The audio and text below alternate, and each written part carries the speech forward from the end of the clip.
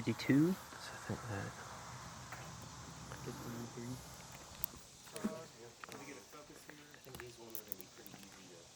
59. Well, hello and welcome to Outdoor Oklahoma. I'm Todd Craighead.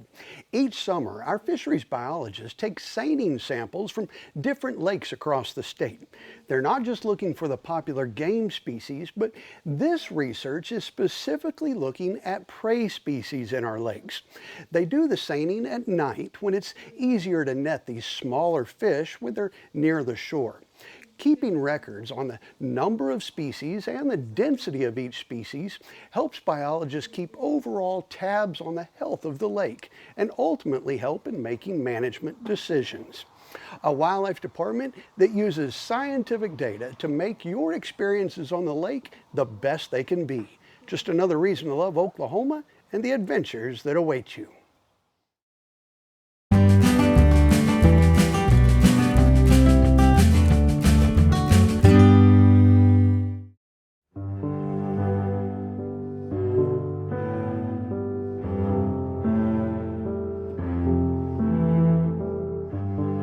I can remember as a kid always begging my dad to take me either fishing or especially hunting. And then when I got older and became a dad myself, I thought that probably the ultimate would be the opportunity to one day take my own child.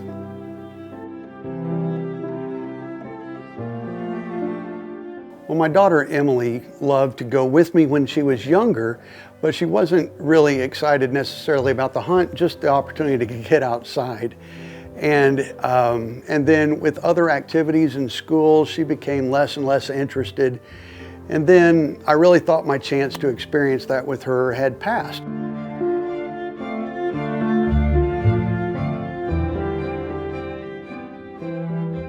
After college, Emily took a job in Savannah, Georgia, over 1,000 miles away. And that was a very hard adjustment. That would be for anybody, but Emily and I are so very close that when we weren't able to see each other literally on a daily basis anymore, that was really, really tough. I don't remember exactly what month it was, but at one point, Emily and I nearly talk every day by phone. She said that she wanted to maybe come back home and go turkey hunting. And I have taken her a few times while she was in college, and we were never successful. But I had a pretty good place and probably the best opportunity for her to shoot a bird. And so when she said she wanted to come, man, I was really excited.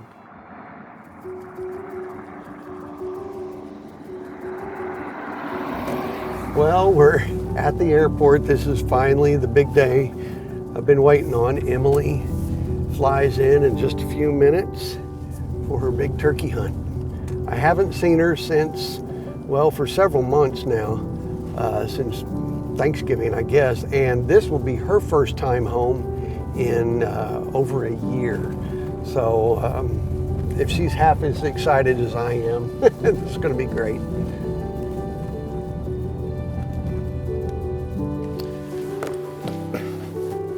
Emily's just arrived, and I'm going to greet her outside the terminal, but what she doesn't know is that I've made a sign. I've always wanted to do that for somebody getting home, and it's probably going to embarrass her, but I don't care. That's the parent prerogative there.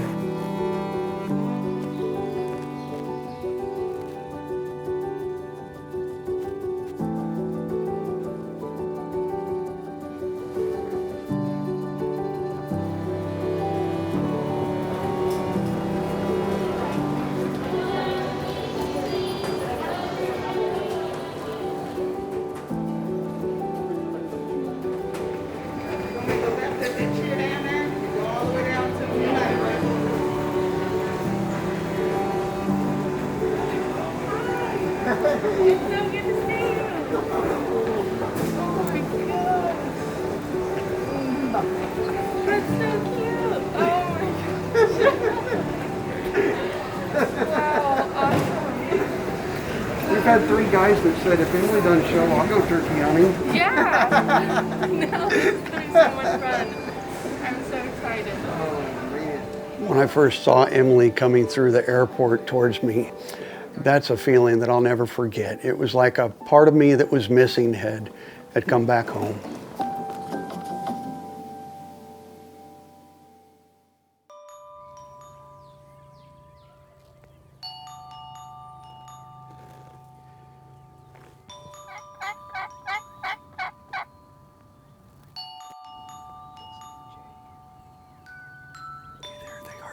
I just heard another one fly down.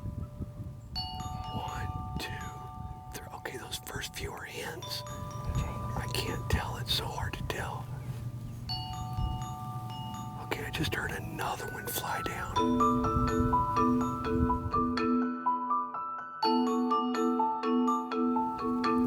Okay, that is definitely a jake.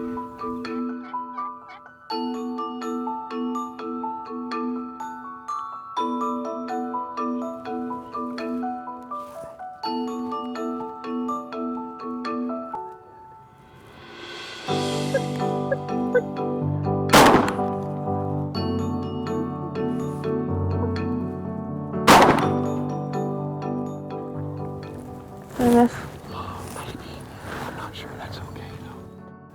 Oh man, I mean, I've done it myself. I've missed plenty of turkeys, but that might have been our one and only chance. And oh, I felt so bad for her. All the planning, all the preparation, the expense, and that might have been it.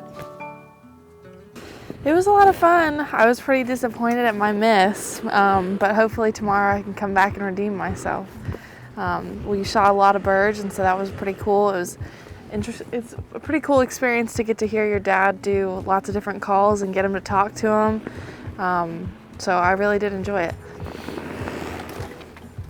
Dad, what do you think?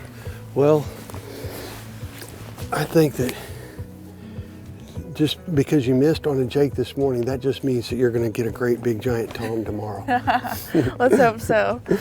Oh man, I can feel for you because I've been there. I've missed some and just felt awful. We decided that it was a gamble, but that we would leave the property and wait and come back the very next morning. But that meant that was her one and only last chance because she was going to have to fly home that afternoon.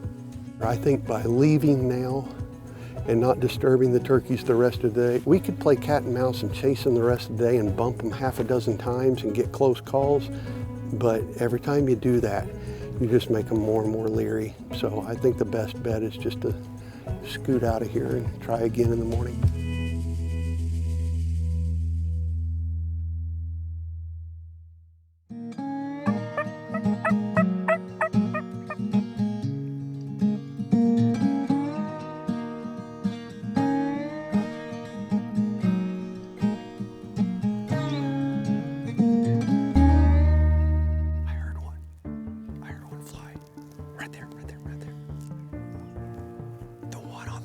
Is a jake.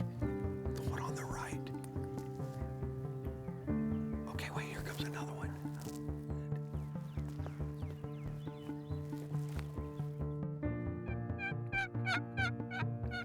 Either one. Okay, that far right one, it's closer. Anytime.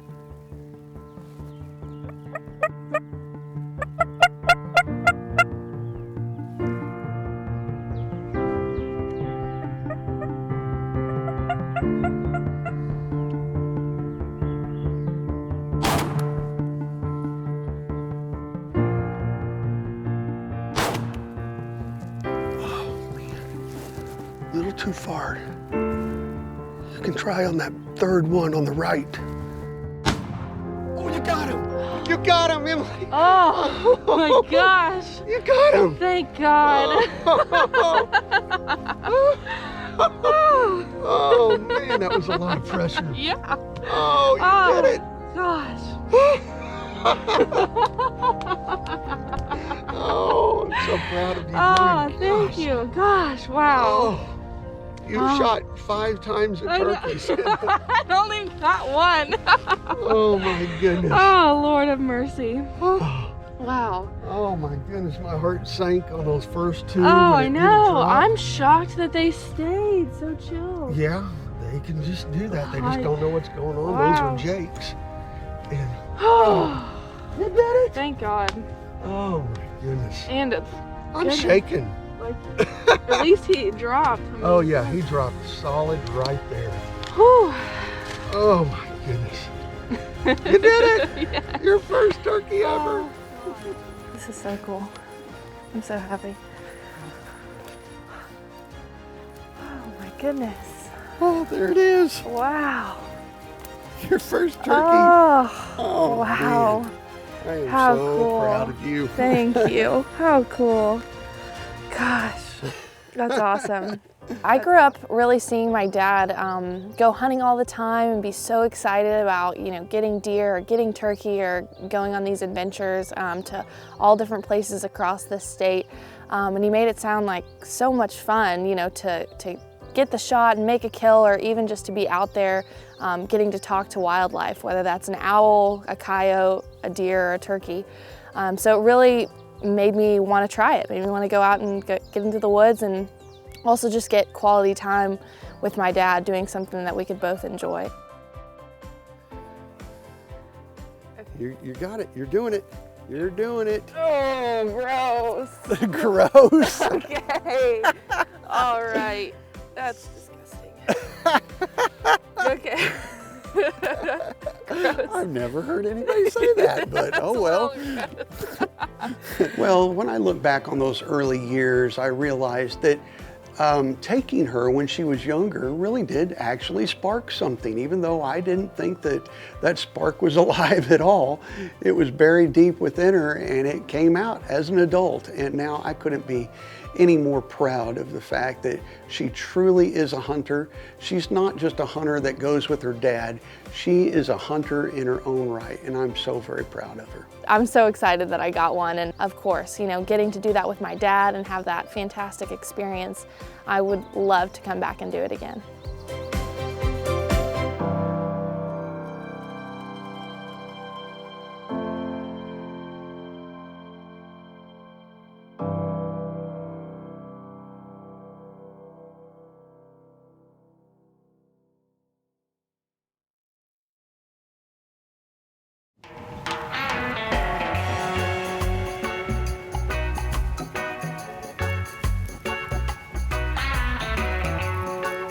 Hey, thank y'all for stopping by, and welcome to Outdoor Oklahoma. I think you can see there in the background the big Lake Texoma. We down here doing some striper fishing. You know how long it's been since the cowboy got to go fishing at all? Because in my part of the state, there ain't much water you can dip a pole in, but 1984 was the last time I was on this lake and we caught some striper. But today, oh, the good game wardens took me out in the big boat. They tried to drown me around the corner there once or twice, but I hung on, and we did catch some fish. But we're gonna cook them what I call just easy and simple, or baked. They'll have a great sauce on them when they get started. And we got us some hardwood lump there that's going, and we're just gonna start this out with really the basics. And what is it?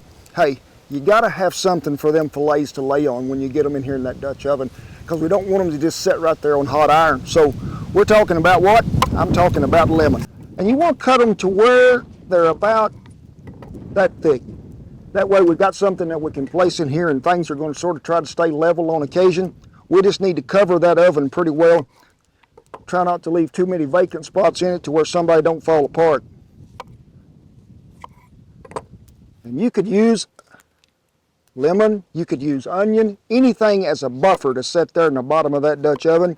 Or if you've got just a small insert that you can put in there, they make a round grate that'll fit right on there with a washer, so you can get that up off the bottom of that. Works fine. But I think the lemon does bring some more flavor to it, and that's sort of what we're after today, is get the most out of what we caught, because we went to a little effort, but not a whole lot. Anytime that I'm gonna bake a piece of fish or even grill a piece of fish, I like to score it just a little right here. You ever seen that fish when you cook it, stuff wanna try to curl up at the end? Well, this will prevent that. And it works really well too if you're doing it on salmon. Just go ahead and score it. Just go down to the bottom of the skin. Don't go all the way through. And also this will let that seasoning get in there a little deeper to where everybody gets a little bite of it as we go. Today we're putting our original seasoning on there. It's got a little citrus base to it, so it really works well on fish. And it's just like where I live in southwest Oklahoma. You can tell the breeze is blowing in that direction. So aim wherever you need it to be, and that'll be the right spot it gets on. And then right on top the lemons they go. They work as a buffer, but also for flavor. But just make sure they ain't sitting directly on that iron. Now we're going to take us some good Kerrygold butter. I need you to just cut some slabs out there, place around in there, because we gotta have something to keep a little moisture in there. And it really doesn't take that long for this to cook, because you just want that fish to bake till it's good and flaky. Make sure you get butter on everybody that's participating in there. And then we're going to take this lemon and slice it as thin as we can, and we're just going to lay some right on top of that butter. And it's going to make a little bit of sweetness that comes out there at the end. So make sure everybody gets one. Then we're going to top it off with a little rosemary and some fresh dill weed. And then we're going to take it to the fire. So on the dill weed, and the first time I ever seen this, I knew why they called it a weed. It looks a lot like a wild mustard in Oklahoma, but it ain't got no yellow blooms. But it does go really well with fish. And I like to just go ahead and pull some off that stalk. We'll put her down here and try to chop it up pretty fine if we can. And however you like it, if you like a bunch of it, you put a bunch over there. But to me, it gets a little overpowering if you put too much. So we're just sort of going to keep it light here and hope everybody gets a little on them for the wind. And we'll save a little of that because a little of that dill is going to go in that sauce. Rosemary, cut them in half and just lay them in there anywhere, because they're going to help and give us some good flavor that we need. And you can always think it's better when you're cooking with something that's fresh herb-wise. So one more sprinkling of seasoning, just in case everybody didn't get a little to start with. Put a lid on it. I'll meet y'all at the fire. All right, so you've seen me place all this in this 14-inch, what I call a deep oven. Now, the reason I like to use 14, sure, it's wider here at the base than a 12 is going to be, but I prefer a deep oven when you're baking fish, because I don't want that, if we was in a shallow 12, we'd be sitting about right here with that lid, and them coals would be really close on top to the top of them fish. We want that to just cook really lightly on top. Most of the heat's going to come from the bottom, so let's get after it. We got a trivet over here we're going to set in, and people ask, a trivet? I say, yeah. You know, we make a lot of these, and it gets that Dutch oven up off the ground. We make a 3.5 inch and a 5 inch. Well, today, with the breeze we got, we're going to use a 5. And remember, I'll be showing you here in a minute, but rotation will be your friend when we're cooking in this Dutch oven.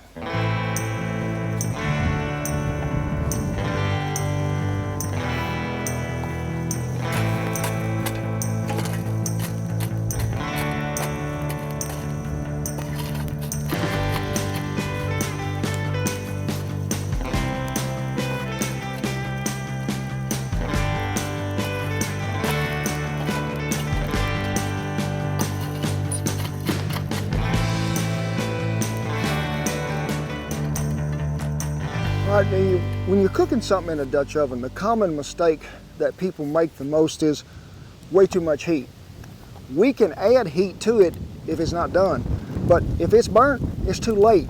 So always really start with less than what you think. I try not to ever get any coals directly under a Dutch oven, and when that wind is blowing, we have created us a microwave. I put them that close for a reason, just so y'all could see me rake them back a little ways from it, because that stuff will get hot in the wind today. It'll take this probably close to 15-20 minutes to cook. We'll check it every once in a while, and when I was talking to you about rotation, we're going to rotate that lid half a turn one way, the bottom half a turn the other. That way we even out any hot spot of coals we might have from one side to the other. So we'll check her here in about 10 minutes and see how things is coming along. Well, while them strappers is over there baking in that Dutch oven, you know, to me, sauce really complements a baked fish really well. So I sort of put this together years ago, and I always sort of fall back to it, and that's to start out with some good mayonnaise. And you can make this to where it's a drizzle sauce or a dipping sauce. It doesn't make me no difference, but we gotta have some horseradish to go in there because I really like a little heat to my stuff, and that's gonna balance out really well with some, what you call it, Worcestershire sauce. Them folks over there, they always get on to me across the pond and say, you don't know how to spell it. Well, I don't know how to say it either. So you call it whatever you want to. Now with all that lemon and stuff we got in there, we want to counteract a little bit of that with some sweetness. So right there at the end, we're going to add some honey. We'll taste this before we ever get our plum ready to go to see if we need to add anything to it. But it works well on anything. Takes a place of tartar sauce at my house, it does. So let me get this stirred up. We'll give it a taste and see if we're close or not. We are close. So in that, we're going to add just a tad of seasoning. And if your fish likes a little getting ready, go ahead and chill that in the ice box, and when it comes out, you can just sort of spoon you some on there, or rake it on there however you want it, or dip it in there. It goes well on everything. Well, it is a done deal. It is. Stick a fork in it. It is time to go. And it is a right pretty sight sitting in that Dutch oven. It is. Always be sure you let them cool a little bit before you try to get them out. You're more apt to get a whole one on the plate that way. So we're gonna see if we can't slip under here. Get us one of them out of here. And he was so easy, we're gonna go for two.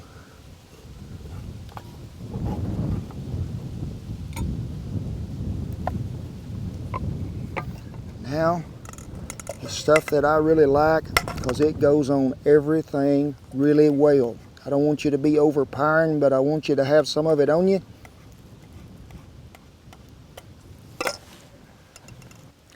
Well, folks, we're going to let them cool off just a minute before we have a bite. But hey, I think I need to go back and check it off the list right at the top and make sure that I thank the Oklahoma Department of Wildlife, Outdoor Oklahoma, but also Billy Bob and Grant for taking me out there fishing. Oh my gosh, don't get no better than that. And folks, I'm just telling you, there's a lot of water in Oklahoma.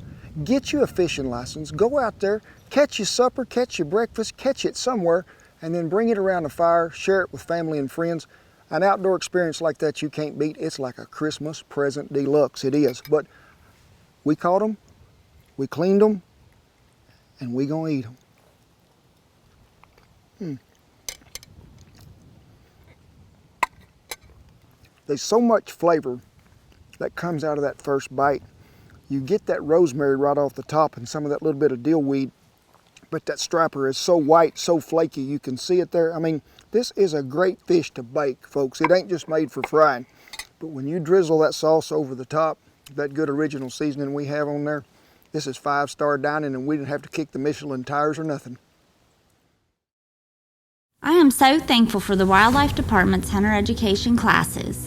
Going through a hunter education course is a great first step in becoming a hunter. And it's free, so you can't beat that. Hunter education gave me information I needed to be safe in the field while hunting. The class also helped me pass on the tradition of hunting to my own kids.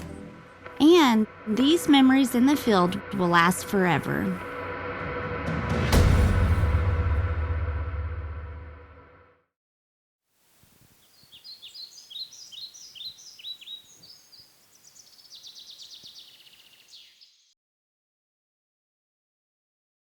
Well, we hope today's stories remind you that Oklahoma is an incredible state to explore. So however you choose to enjoy our state's incredible natural world, remember, your adventure starts with Outdoor Oklahoma. Now, with this fish, this here on the shine, you can kind of see it's got these bumps on its head. A little bit hard to see, but those are breeding tubercles. So they use that kind of in their spawning season. What species is it? This is a red shiner. Red. So, yep.